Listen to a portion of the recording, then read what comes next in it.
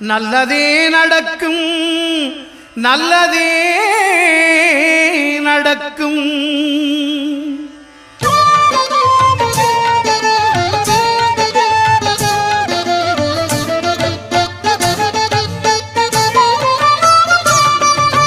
ஒன்பது கோளும் ஒன்றாய் காண அங்கு கற்பகம் என்னும் கடவுளின் மெய்யில் ஒன்பது கோளும் ஒன்றாய் காண அங்கு கற்பகம் என்னும் கடவுளின் மெய்யில் சூரியன் முதலாய் 9 கிரகமும் பலவித குணங்களை கொண்டிருக்கும். எங்கள் கற்பக தருவில் அவை வரும்போது ஒன்றாய் சேர்ந்து பலனளிக்கும்.